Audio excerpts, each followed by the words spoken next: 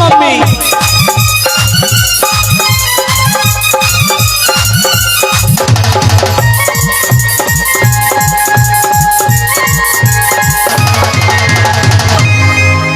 नहीं खाइब खुआ में बनही मिसरी मलाई। अच्छा नहीं खाइब कुआ में बनही मिसरी मलाई। नहीं खाइब कुआ में बनही मिसरी मलाई। धैले बनी होत बीस के पिया दहना नहीं। गणेश के मम्मी बोली गणेश के मम्मी बस पाभर भाग पिया दहना।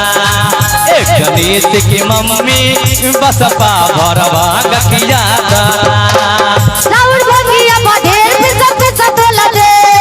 काहे जरा देर काहे करा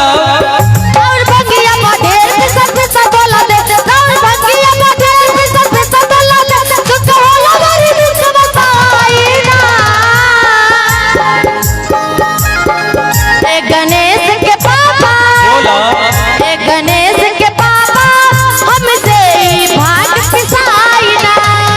गणेश की मम्मी बस पाभर भाग किया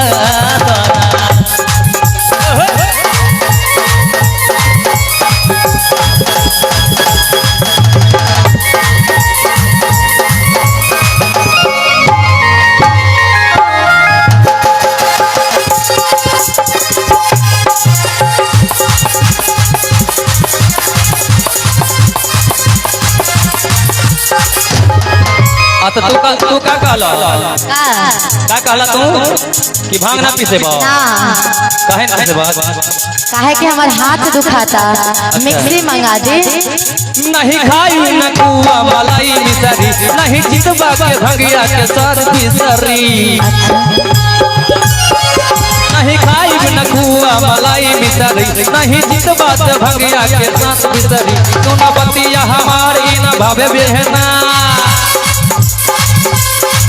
तो न बतिया हमारी न भावे जेवना। हमरा सामने से जल्दी हटा देना। गणेश की मम्मी गणेश की मम्मी बस पाभर भाग गणेश की मम्मी बस पाभर भाग किया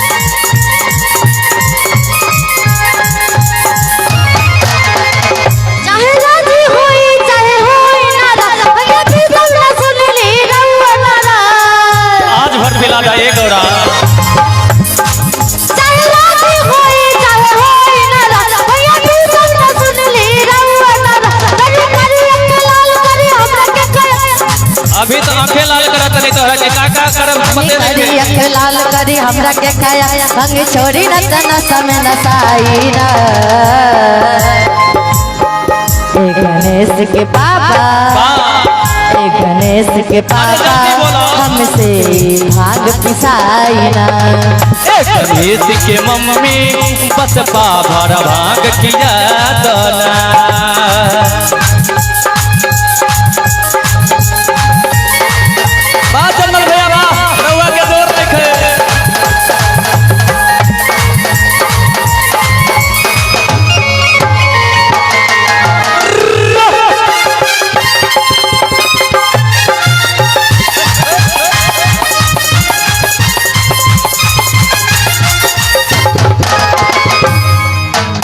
तू भांग ना पीसे बाही ना भांग छोड़ तो का बोला।